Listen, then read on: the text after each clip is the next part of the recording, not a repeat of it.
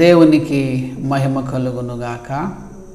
ప్రియ దేవుని జనాంగమా, సోదరి సోదరీమణులారా, దేవుని వాక్యాన్ని మనం ధ్యానించుకుందాం.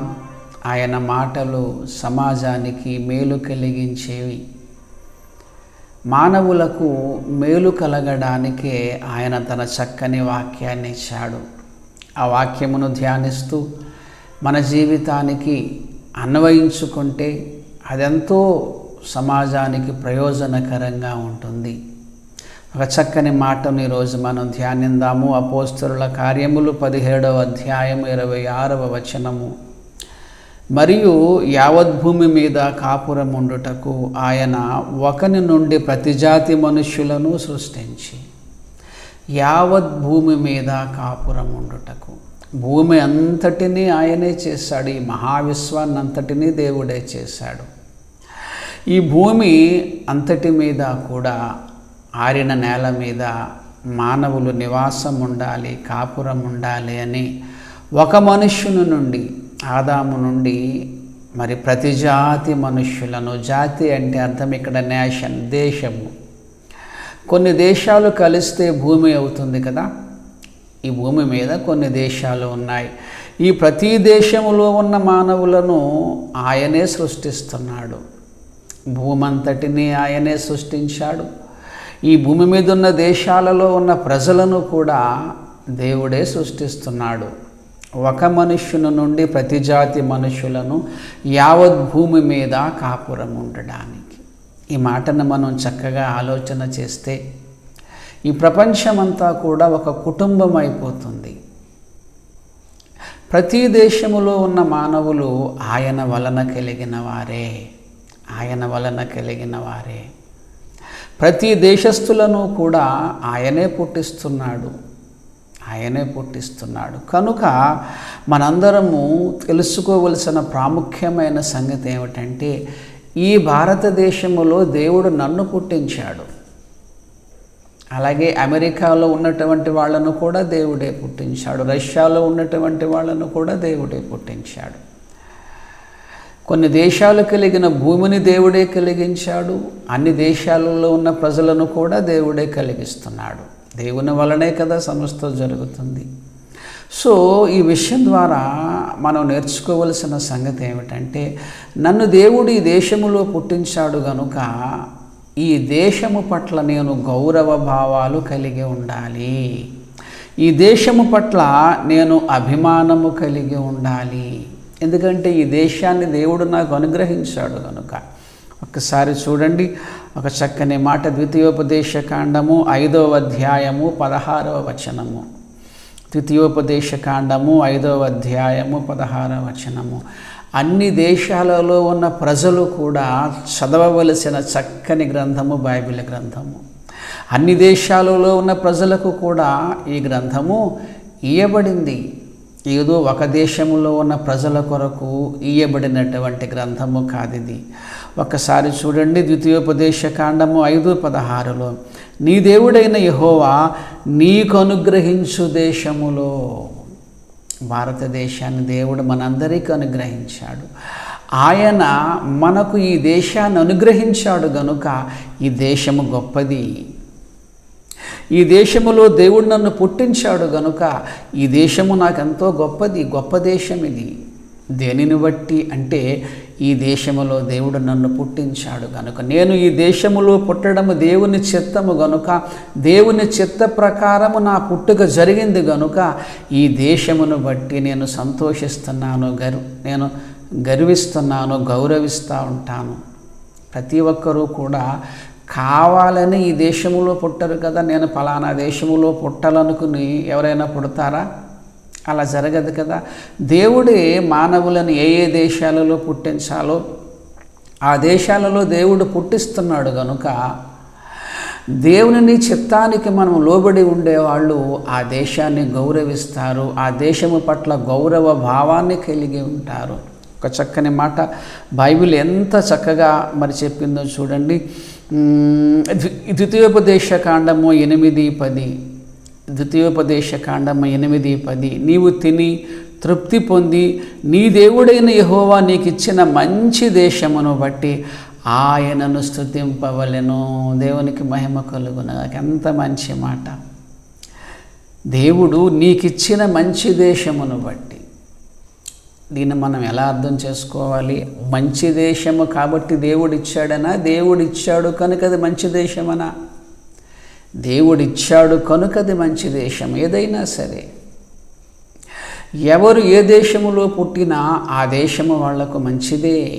నన్ను దేవుడు ఒక మంచి దేశములో పుట్టించాడు. భారతదేశము మంచి దేశము, గొప్ప దేశము. దేనిని బట్టి అని చెప్తున్నానంటే, నా దేవుడు నన్ను ఇక్కడ పుట్టించాడు గనుక, నేను ఇక్కడ పుట్టడం దేవుని చిత్తము గనుక, దేవుని చిత్తమునకు లోబడి ఈ దేశమును నేను ప్రేమిస్తాను, ఈ దేశమును నేను గౌరవిస్తాను. దేవుడు నన్ను ఒక చక్కని దేశములో పుట్టించాడు.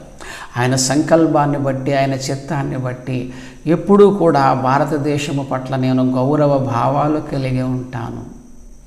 చిన్నప్పుడు మనం చదువుకున్నప్పుడు చక్కని ప్రతిజ్ఞ చేశాం కదా, భారతదేశము నా మాతృభూమి, భారతీయులందరూ నా సహోదరులు, నేను నా దేశమును ప్రేమించుచున్నాను. సుసంపన్నమైన చక్కని ప్రతిజ్ఞను మనం చేసాం, ప్లెడ్జ్ మన చిన్నప్పుడు. ఈ దేశ వారసత్వము నాకెంతో గర్వకారణము. ఆ ప్రతిజ్ఞకు లోబడే మనందరం బ్రతకాలి ప్రియులారా. నేను నా దేశమును ప్రేమిస్తున్నాను, నా దేశ ప్రజలను నేను ప్రేమిస్తున్నాను.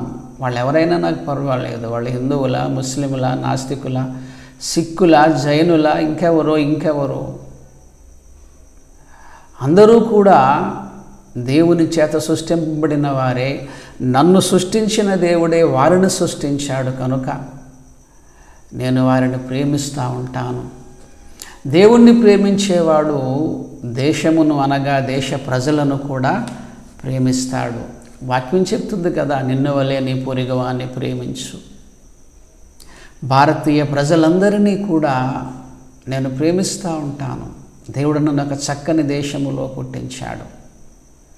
ప్రతి ఒక్కరూ కూడా ఇదే భావాన్ని కలిగి ఉండాలి. ఏ దేశములో పుట్టిన వారు కూడా ఆ దేశము పట్ల గౌరవ భావాన్ని కలిగి ఉండాలి. ఆ దేశ ప్రజలను వారు ప్రేమిస్తూ ఉండాలి.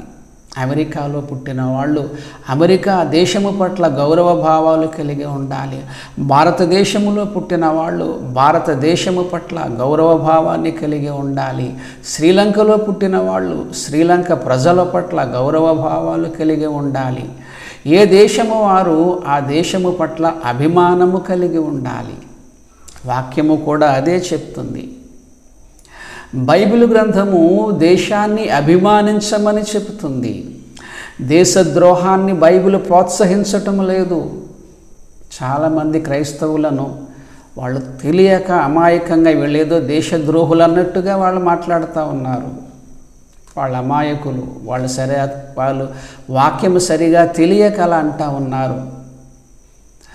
బైబిల్ గ్రంథము మీరు ఏ దేశంలో పుడితే ఆ దేశాన్ని బట్టి దేవుణ్ణి స్తుతించండి, ఆ దేశ ప్రజలను ప్రేమించండి అని చెప్పింది తప్ప మీరు పుట్టిన దేశానికి మీరు ద్రోహం చేయమని బైబిల్ చెప్పలేదు. ఆ సంగతి గమనించాలి ప్రియమిత్రులారా. సత్క్రైస్తవుడు ఎప్పుడూ కూడా దేశము పట్ల గౌరవ భావాలు కలిగి ఉంటాడు, దేశము పట్ల అభిమానము కలిగి ఉంటాడు, దేశ ప్రజలను ప్రేమిస్తూ ఉంటాడు. బైబిల్ మాకు నేర్పించింది అదే. అయితే కొద్దిమందికి నేను గమనిస్తూ ఉంటాను, దేశము పట్ల సరైన గౌరవ భావాలు వాళ్ళు కలిగి ఉండరు. వాళ్ళు ఎంతసేపు కూడా ఇతర దేశాలను గొప్పగా చెప్తూ ఉంటారు, భారతదేశాన్ని కించపరిచేటంతగా వాళ్ళు మాట్లాడుతూ ఉంటారు. ఇండియా అంటే ఎందుకండి ఇది వేస్ట్ అన్నట్టుగా వారు మాట్లాడుతూ ఉంటారు. అక్కడక్కడ నాకు అలాంటి వాళ్ళు కనపడ్డారు. అది సరైన విధానము కాదు. ఇతర దేశాల్లో శాస్త్రవేత్తలను గొప్పవాళ్ళుగా చెప్తూ ఉంటారు, కానీ భారతదేశంలోనూ శాస్త్రవేత్తలు ఉన్నారు, భారతదేశంలో గొప్పవాళ్ళు ఉన్నారండి. మన దేశంలో గొప్పవాళ్ళు లేరా? చరకుడు ఉన్నాడు, చాణుక్యుడు ఉన్నాడు, ధన్వంతరి ఉన్నాడు, సివి రామన్ గారు ఉన్నారు, అబ్దుల్ కలాం ఉన్నాడు, కల్పనా చావ్లా ఉంది, రామానుజన్ ఉన్నాడు, హరగోవింద్ ఖురానా ఉన్నాడు, డొక్కా సీతమ్మ గారు ఉన్నారు. వీళ్ళందరూ మన దేశానికి చెందిన వాళ్ళు కాదా? వీళ్ళు గొప్పవాళ్ళు కాదా? డొక్కా సీతమ్మ గారంటే పేదవాళ్ళకి అన్నం పెట్టిన గొప్ప తల్లి ఆమె. మన దేశంలో చక్కని శాస్త్రవేత్తలు ఉన్నారు. మన భారతదేశంలో గొప్ప రచయితలు ఉన్నారు, కవులు ఉన్నారు. మన భారతదేశంలో రవీంద్రనాథ్ ఠాగూర్ గారికి నోబెల్ బహుమతి వచ్చింది. గీతాంజలి అనే ఒక పుస్తకాన్ని వ్రాసాడు ఆయన. గొప్ప కవులు ఉన్నారు, శాస్త్రవేత్తలు ఉన్నారు, పండితులు ఉన్నారు. అనేక మంది గొప్పవాళ్ళు మన భారతదేశంలో ఉన్నారు. కానీ కొద్దిమంది భారతదేశంలో ఉన్న గొప్పవాళ్ళని వీళ్ళు పెద్దగా పట్టించుకోరు. ఇతర దేశాలను పొగుడుతూ ఉంటారు, భారతదేశాన్ని కించపరిచే విధంగా మాట్లాడుతూ ఉంటారు, జోకులు వేస్తూ ఉంటారు. మన భారతదేశంలో పుట్టి భారతదేశాన్ని కించపరిచే విధంగా జోకులవి కూడా నేను విన్నాను. చాలా తప్పండి, ఇది చాలా తప్పది. మనది భారతదేశము చక్కని దేశములో పుట్టించాడు, మనకి చక్కని దేశములో పుట్టించాడు. అలాంటప్పుడు మన దేశములో పుట్టినటువంటి మనము మన దేశాన్ని గౌరవించాలి. మన దేశము గొప్ప దేశము. ప్రతి దేశానికి కూడా ఆ దేశానికి సంబంధించిన సామాజిక సమస్యలు ఉంటాయి. వాతావరణ పరిస్థితులు ఏవో సంథింగ్ తేడాగా ఉంటాయి. ఉదాహరణకి కొన్ని దేశాలలో బాగా వేడిగా ఉంటుంది. ఆఫ్రికన్ కంట్రీస్ వెళితే, యూరప్ దేశాలు వెళితే బాగా చలిగా ఉంటుంది. కొన్ని పేద దేశాలు ఉన్నాయి, కొన్ని సంపన్న దేశాలు ఉన్నాయి. ప్రతి దేశానికి కొన్ని సమస్యలు ఉంటాయి, కొన్ని సామాజిక సమస్యలు ఉంటాయి. కొన్ని కంట్రీస్లో ఈ బ్లాక్స్ని, ఈగ్రోల్ని చాలా హీనంగా చూస్తారు, చాలా హీనంగా చూస్తారు వాళ్ళని. కొన్ని దేశాలలో స్త్రీలకు ఓటు హక్కు ఉండదు, స్త్రీలను బాగా అణిచివేస్తారు. మన భారతదేశానికి వస్తే కులం, ఏ దేశంలో లేని కులం భారతదేశంలో ఉంది. ప్రతి దేశంలో ఎన్నో సమస్యలు ఉంటాయి. ఆ సమస్యల వలన వాళ్ళు బాధించబడతారు. అయినా సరే ఆ దేశాన్ని మనం కించపరచకూడదు. ఏ సమస్యలైనా ఉండనివ్వండి, ఏ సమస్య అయినా కానివ్వండి, ఆ సమస్యపై మనం పోరాడాలి. ఆ సమస్య లేకుండా ఉండడానికి మనం ప్రయత్నం చేయాలి.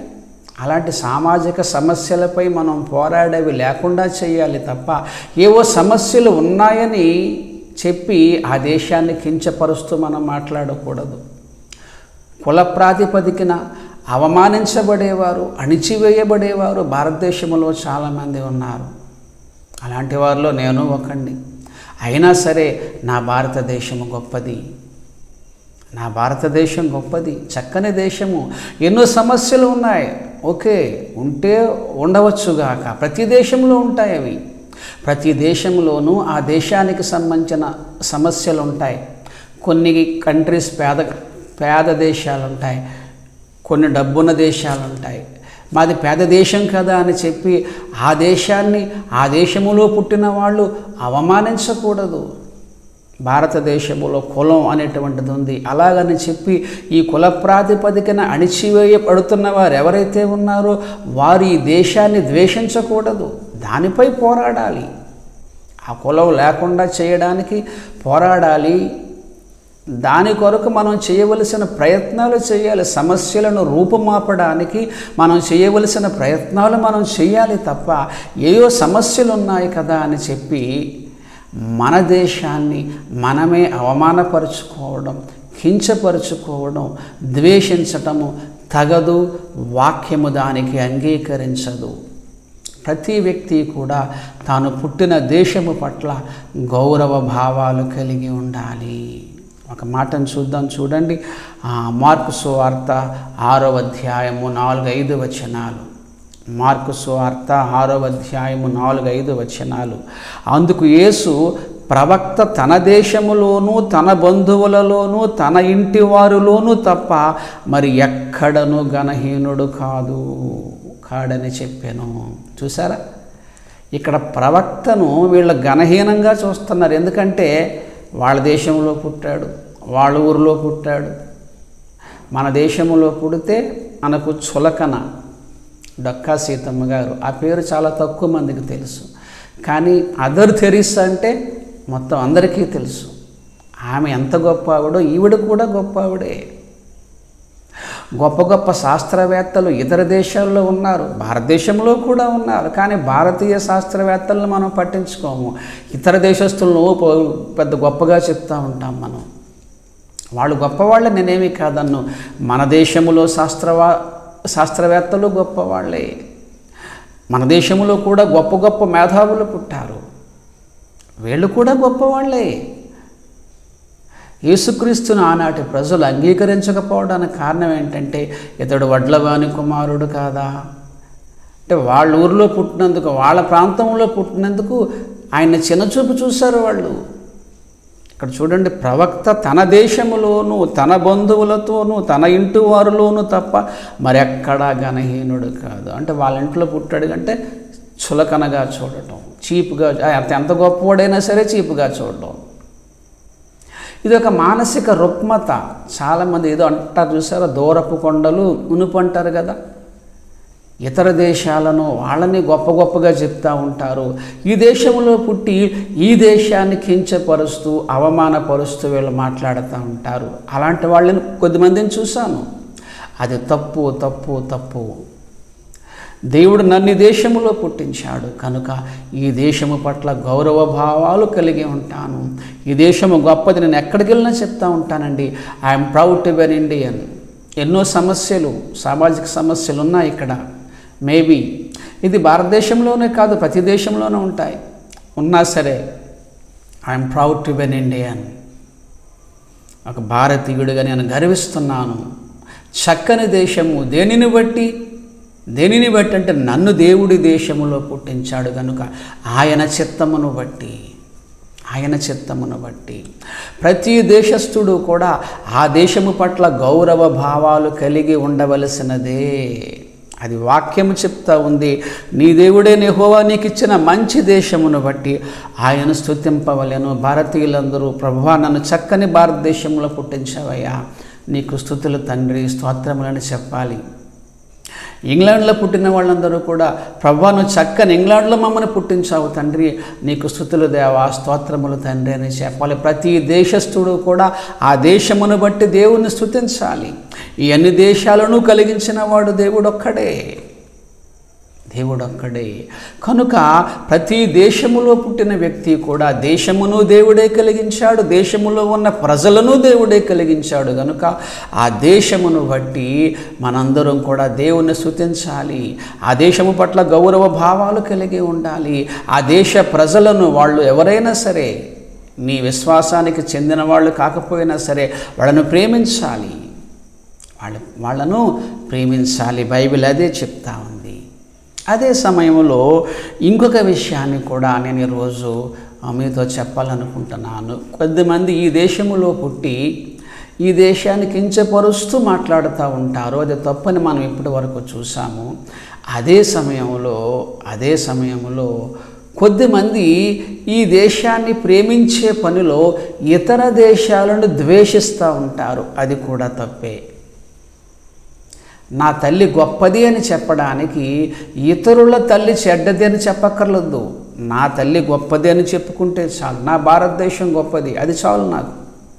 అమెరికా గొప్పది కాదు, ఆస్ట్రేలియా గొప్పది కాదు, రష్యా గొప్పది కాదు, అది నాకు అనవసరం. నా దేశము గొప్పది. కొద్దిమంది ఈ దేశాన్ని అభిమానించే ప్రయత్నంలో ఇతర దేశస్తుల పట్ల ద్వేషభావాన్ని కలిగి ఉంటారు. అది కూడా తప్పని వాక్యం చెప్తా ఉంది. కాస్త బ్రాడ్ మైండ్తో మీరందరూ వింటున్నారని నేను భావిస్తూ ఉన్నాను. ఒకసారి 146వ కీర్తన, దానికన్నా ముందు లేవియ కాండము 19వ అధ్యాయము 34వ వచనము. లేవియ కాండము 19వ అధ్యాయము 34వ వచనము. మీ మధ్య నివసించు పరదేశిని మీలో పుట్టిన వాని వలె ఎంచవలెను. ఇతర దేశస్తుల పట్ల మనము గౌరవ భావాలు కలిగి ఉండాలి. నిన్ను వలె వానిని ప్రేమించవలెను. భారతీయ ప్రజలను మనం ఎలా అయితే ప్రేమిస్తున్నామో వారి పట్ల మనం ఏ విధమైన ప్రేమ భావము కలిగి ఉన్నామో పరదేశస్తుల పట్ల కూడా అదే ప్రేమ భావాన్ని కలిగి ఉండాలి. ఈ బైబిల్ మాటల ప్రకారం మనందరూ ఉంటే ప్రపంచమంతా ఒక కుటుంబం అయిపోతుందండి. ఒక కుటుంబం అయిపోతుంది. దేశాలకి యుద్ధాలు జరగవు. దేశానికి ద్వేషాలు ఉండవు. ఈ కాలంలో ఎన్నో యుద్ధాలను చూస్తూ ఉన్నాం మనము. కారణం ఏమిటంటే మన దేశాన్ని మనం ప్రేమించుకునే ఈ ప్రయత్నంలో ఇతర దేశాలను మనం ద్వేషిస్తున్నాము. చాలామంది చేస్తున్నారు దీన్ని. మన దేశాన్ని మనం కించపరుచుకోకూడదు. మన దేశం పట్ల మనము ప్రేమ కలిగి ఉండాలి. అదే సమయంలో ఇతర దేశస్తుల పట్ల కూడా మనము ప్రేమ కలిగి ఉండాలి. మదర్ తెరీసా మన దేశానికి చెందినటువంటి ఆమె కాదు, కానీ మన దేశం వచ్చి మన భారతీయ ప్రజలను ప్రేమించింది ఆమె. ఈ విషయాన్ని మనం గమనించాలి. ఆర్థర్ కాటన్ గారు మన దేశానికి చెందినవాడు కాదు, కానీ చక్కని ఆనకట్ట కట్టాడు ధవళేశ్వరంలో. మన దేశము పట్ల మనం ఏ విధమైన ప్రేమానురాగాలు మనం కలిగి ఉన్నామో ఇతర దేశస్తులను కూడా మనం ప్రేమించాలి. అంటే భారతదేశానికి మిత్రదేశాలు పెరిగిపోవాలి. భారతదేశానికి శత్రుదేశాలు ఉండకూడదు. అసలు ఏ దేశానికి కూడా ఇంకొక దేశము శత్రుదేశముగా ఉండడానికి వీలు లేదు. కారణం ఏంటంటే అన్ని దేశాలను చేసినవాడు, అన్ని దేశాలలో ఉన్న ప్రజలను సృష్టించినవాడు ఒక దేవుడే. దేశమేదైనా దేవుడు ఒక్కడే. ఈ దేశాలు భూమి మీద గీసుకున్న గీతలే కదా, ఈ భూమి అంతటిని చేసింది దేవుడే. ఈ బ్రాడ్ మైండ్ ఉండాలి మనకి. మన దేశము పట్ల మనం ఎంత గౌరవ భావాలు కలిగి ఉండాలో ఇతర దేశస్తుల పట్ల మనము ద్వేషము కలిగి ఉండాలి. అది చాలా వచనాలు చెప్తా ఉన్నాయి. 146వ కీర్తన 9వ వచనము. 146:9 కీర్తన. యెహోవా పరదేశులను కాపాడువాడు, ఆయన తండ్రి లేని వారిని విధవరాండ్రను ఆదరించువాడు. పరదేశులను కాపాడువాడు. ఎందుకంటే అన్ని దేశాల్లో ఉన్న ప్రజలు ఆయన బిడ్డలే కదా, ఆయన వలన కలిగిన వారే కదా. మనం నమ్ముకుంటున్నటువంటి దేవుడే ఇతర దేశాలను కూడా వాళ్ళను కూడా ఆ దేవుడే కలిగించాడు. కనుక మనము కూడా వారి పట్ల ప్రేమానురాగాలు కలిగి ఉండాలి. ఆకలితో ఉన్నాడనుకోండి, వాడు ఏ దేశస్థుడైనా వాడికి అన్నం పెట్టాలి. వాడు కూడా మీలాగే నాలాగే మానవుడు. ఓకే, వాడు ఆ దేశంలో పుట్టాడు, నేను ఈ దేశంలో పుట్టాను. వాడు కష్టంలో ఉన్నప్పుడు, వాడు బాధల్లో ఉన్నప్పుడు మనం వాళ్ళకి సహాయం చేయాలి. మనం బాధలో ఉన్నప్పుడు వాళ్ళు మనకి సహాయం చేయాలి. ఇప్పటికీ కూడా భారతదేశం చాలా దేశాలకు సహాయం చేస్తూ ఉంటుంది కదా. ఎక్కడైనా ఏదైనా ప్రకృతి వైపరీత్యాలు వచ్చినప్పుడు వాళ్ళ చక్కని సపోర్ట్ ఇస్తూ ఉంటుంది భారతదేశము. చాలా దేశాలు ఇతర దేశాలకు సహాయాలు చేస్తూ ఉంటాయి. ప్రపంచమంతా మిత్రదేశాలుగా మారిపోవాలని దేవుడు కోరుకుంటున్నాడు. ప్రపంచమంతా ఒక కుటుంబముగా మారిపోవాలని దేవుడు కోరుకుంటున్నాడు. మన దేశం పట్ల మనం ఎంత గౌరవ భావాలు కలిగి ఉండాలో ఇతర దేశస్తులను కూడా మనం అంతే గౌరవించాలి. ఎందుకంటే వారికి మనకి దేవుడు ఒక్కడే. మన దేశాన్ని కలిగించిన వాడే ఆ దేశాన్ని కలిగించాడు. మనలను పుట్టించిన వాడే వాళ్ళను పుట్టించాడు. ఈ బ్రాడ్ మైండ్ మనందరికీ ఉండాలి ప్రియులారా. ఈ బ్రాడ్ మైండ్ మనందరికీ ఉండాలి. ఇంకా చూడండి, కొన్ని వచనాలు మీకు చూపించాలని ఆశపడతా ఉన్నాను. కొన్ని ఎగ్జాంపుల్స్. 2వ రాజులు 5వ అధ్యాయము 2-3 వచనాలు. అలా కిందకు వస్తే అలా చదువుకుంటూ వస్తే చక్కని మాటలు కనపడతాయి. సిరియనులు గుంపు గుంపులుగా బయలుదేరి ఇజ్రాయేలు దేశము మీదకు పోయుండిరి. వారు అచట నుండి ఒక చిన్నదాన్ని చెరగొని తేగా అది నయమాను భార్యకు పరిచారము చేయుచుండెను. ఇక్కడ ఒక చిన్నది మరి సిరియా దేశానికి తేబడింది, చెరగొనబడింది. అక్కడ అయమాను భార్యకు పరిచారము చేయుచుండెను. అది షోమ్రోనులోనున్న ప్రవక్త దగ్గర నా ఏలినవాడు ఉండవలెనని నేనెంతో కోరుచున్నాను. అతడు నా ఏలినవానికి కలిగిన కుష్ఠరోగమును బాగు చేయునని తన యజమానిరాలతో అనెను. ఈవిడ వేరే దేశానికి చెందిన ఆమె. ఈ దేశానికి చెరగొని వచ్చింది. ఒక యజమానుడి దగ్గర పనిచేస్తుంది. ఆ యజమానికి కుష్ఠరోగము. ఇతడు నా దేశానికి చెందినవాడు కాదు, నేను ఆయనకి ఎందుకు సహాయం చేయాలి, నేను చెయ్యను అని ఆ చిన్న బిడ్డ అనుకోలేదు. ఇతరుని ఒక ప్రవక్త దగ్గరకు పంపితే ఆ ప్రవక్తకు స్వస్థపరిచే వరం ఉన్నది కనుక నా యజమానునికి స్వస్థత కలుగుతుంది, నా యజమానునికి స్వస్థత కలుగుతుందని అతని దేశానికి చెందినవాడు కాకపోయినా సరే అతనికి మేలు చేయాలని ఆ చిన్న బిడ్డ అనుకుని అలాగే మేలు చేస్తుంది. అలాగే ప్రవక్త దగ్గరికి పంపుతారు. ఆ రాజుకి ఆయనకి మరి ఆ కుష్ఠరోగము పోతుంది. తన దేశానికి చెందినవాడు కాకపోయినా సరే అతనుకు కలిగిన బాధను బట్టి అతనికి సహాయము చేసే గుణమే దైవిక గుణము. ఈ దైవిక గుణము అన్ని దేశ ప్రజలు కలిగి ఉండాలి. ఒక దేశము కష్టాల్లో ఉంటే ఇంకొక దేశం ఆదుకోవాలి. అంతే తప్ప దేశానికి యుద్ధాలు జరగాలని, ఒకరిపై ఇంకొకరు ద్వేషాలు కలిగి ఉండాలని వాక్యం ఏం చెప్పటం లేదండి. వాక్యం అలా చెప్పటం లేదు. చాలామంది బైబిల్ని అపార్థం చేసుకుంటున్నారు. కావాలని ఉద్దేశపూర్వకంగా బైబిల్ ఏదో ఈ యొక్క దేశానికి ద్రోహాన్ని చేసేసే గ్రంథముగా వాళ్ళు భావిస్తూ ఉన్నారు. కానీ బైబిల్ దేశానికి మేలు చేసే గ్రంథము, ప్రతి దేశానికి మేలు చేసే గ్రంథము. అన్ని దేశాల వాళ్ళు ఒక కుటుంబముగా ఉండాలని కోరుకునే గ్రంథము. బైబిల్ గ్రంథాన్ని ప్రతి దేశ ప్రజలు చదవాలి మిత్రులారా. అలాగే చూడండి, 1వ రాజులు 10వ అధ్యాయము 1 నుంచి 9 వరకు నేను చదువుతున్నాను. కొంచెం ఆలోచనాత్మకంగా మీరు వినాలని నేను ఆశపడతా ఉన్నాను. శాబదేశపు రాణి, ఈమెది శాబదేశము, యెహోవా నామమును గూర్చియు సొలొమోనుకు కలిగిన కీర్తిని గూర్చియు విని గూఢార్థము గల మాటల చేతను శోధించుటకే వచ్చాను. ఈమెది శాబదేశము, సొలొమోను గారిది ఇజ్రాయేల్ దేశము. ఈయన మహాజ్ఞానవంతుడని చాలా పేరు వచ్చేసింది. అప్పటికే ఆయన శోధించాలని ఒక ఆవిడ వచ్చింది.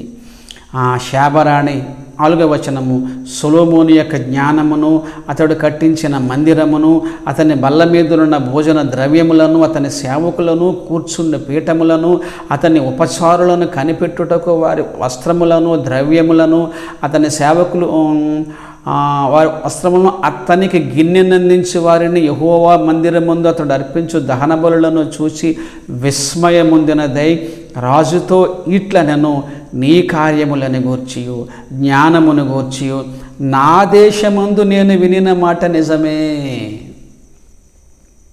శాబదేశపు రాణి ఇజ్రాయేలు రాజుని గురించి చెప్తుంది, గొప్పగా చెప్తుంది. నిజమేనయ్యా, నువ్వు నిజంగా జ్ఞానవంతుడవే, ఒప్పుకోవాలి కదా. తన దేశస్థుడు కాకపోయినా ఇతర దేశానికి చెందినవాడైనా అతని జ్ఞానాన్ని బట్టి ఆమె అతన్ని కీర్తిస్తుంది, పొగుడుతుంది. ఇంకా చూడండి, ఆయనను నేను వచ్చి కన్నులారా చూడక మునుపు ఆ మాటలను నమ్మికయుంటిని, ఉన్నదానిలో సగమైనను నాతో చెప్పబడలేదని ఇప్పుడు నేను తెలుసుకొనుచున్నాను. నీ జ్ఞానమును నీ భాగ్యమును నేను వినిన దాన్ని బహుగా మించి ఉన్నవి. నీ జనులు భాగ్యవంతులు, నీ ముందర ఎల్లప్పుడూ నిలిచి నీ జ్ఞాన వచనములను వినుచుండు నీ సేవకులను భాగ్యవంతులు. నీ యందు ఆనందించి నిన్ను ఇశ్రాయేలు మీద రాజుగా నియమించిన నీ దేవుడైన యెహోవాకు స్తోత్రము కలుగునుగాక.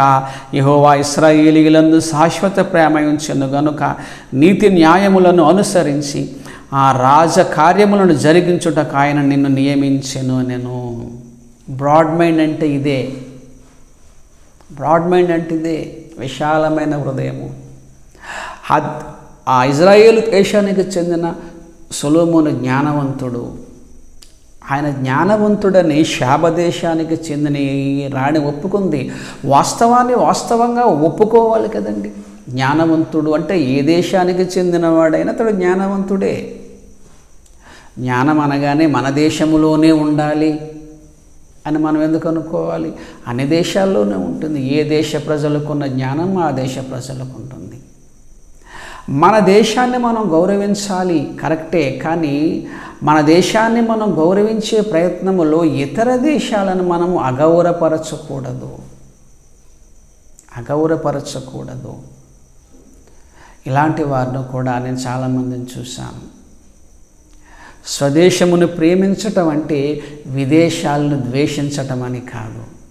మన దేశములో పుట్టి ఈ దేశాన్ని చిన్నచూపు చూడటము, ఈ దేశాన్ని ద్వేషించటం ఎంత తప్పో, ఈ దేశాన్ని ప్రేమించే పనిలో ఇతర దేశస్తులను కించపరచటం కూడా అంతే తప్పు.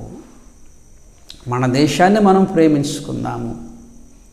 ఇతర దేశస్తులు ఎవరైనా మన దేశం వస్తే వాళ్ళని గౌరవిందాము, వాళ్ళు కూడా ప్రేమిందాము. వాళ్ళు మానవులే కదా, వాళ్ళని ప్రేమిందాము.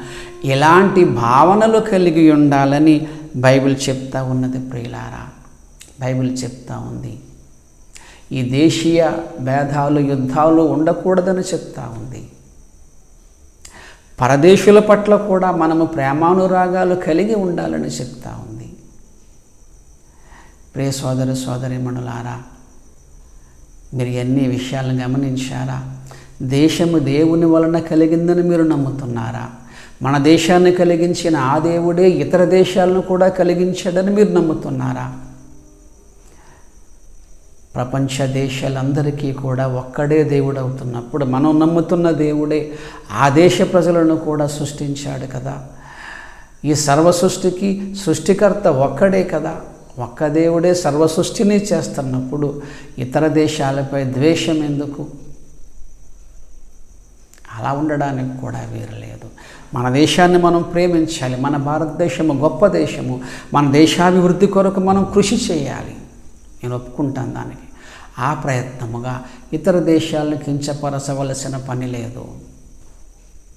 అది కూడా మనం దృష్టిలో పెట్టుకోవాలి. మన దేశంలో పుట్టి మన దేశాన్ని ద్వేషించటం ఎంత తప్పో ఇతర దేశాలను ద్వేషించటం కూడా అంతే తప్పు. మన దేశం పట్ల మనం ప్రేమ కలిగి ఉందాము. ఇతర దేశస్తులను కూడా మనం ప్రేమిందాము. ప్రపంచ దేశాలన్నీ కూడా మన దేశానికి మిత్ర దేశాలుగా ఉండాలని మనం కోరుకుందాము. పరిశుద్ధాత్మ దేవుడు అందుకు సహాయము చేయునుగాక. ప్రార్థన చేసుకుందాం. ప్రేమ కలిగిన తండ్రి, సృష్టికర్త, ఈ ప్రపంచ దేశాలు, ఈ మహావిశ్వము, ఈ దేశాల్లో ఉన్న ప్రజలు సమస్తము నీ సృష్టి తండ్రి. నీవే సృష్టించారు ప్రభువా. మేమందరము అది ఏ దేశ ప్రజలమైనా సరే మేమందరము మీ వలన కలిగిన వాళ్ళమే. మమ్మల్ని ఒక చక్కని దేశములో పుట్టించావు తండ్రి. అందును బట్టి మిమ్మల్ని స్తుతిస్తున్నాము దేవా. భారతదేశము చక్కని దేశము తండ్రి. ఇది ఈ చక్కని దేశములో మీరు మమ్మల్ని పుట్టించారు. అందును బట్టి మిమ్మల్ని స్తుతిస్తూ ఉన్నాం ప్రభువా. మేము బ్రతుకున్నంత కాలము ఈ దేశాన్ని మేము ప్రేమించాలి తండ్రి. ఈ దేశ ప్రజలను మేము ప్రేమించాలి తండ్రి. ఈ దేశం పట్ల మేము గౌరవ భావాలు కలిగి ఉండాలి తండ్రి. ఈ దేశాభివృద్ధి కొరకు మేము ప్రయత్నం చేయాలి తండ్రి. అదే సమయంలో ఇతర దేశాల పట్ల ద్వేషభావం లేకుండా వారితో కూడా తండ్రి చక్కని స్నేహభావంతో వారిని కూడా ప్రేమిస్తూ ఈ ప్రపంచ దేశాలన్నీ ఒక కుటుంబములాగా జీవించే ఆ చక్కని విశాల హృదయమును ప్రతి దేశస్థునికి మీరు దయచేయమని, అలాంటి తండ్రి ఉన్నతమైన భావాలు మా అందరికీ ప్రతి దేశ ప్రజలకు మీరు కలుగ చేయమని యేసు వారి పేరటి ప్రార్థన అడిగి వేడుకొనుచున్నాము తండ్రి. ఆమెన్. మన తండ్రి అయిన దేవుని ప్రేమయు, కుమారుడైన యేసుక్రీస్తు వారి కృపయు, పరిశుద్ధాత్మదేవుని అన్యోన్య సహవాసం ఎప్పుడు ఎల్లప్పుడూ సదాకాలము మనందరిపై తోడై ఉండునుగాక. ఆమెన్. వందనాలండి.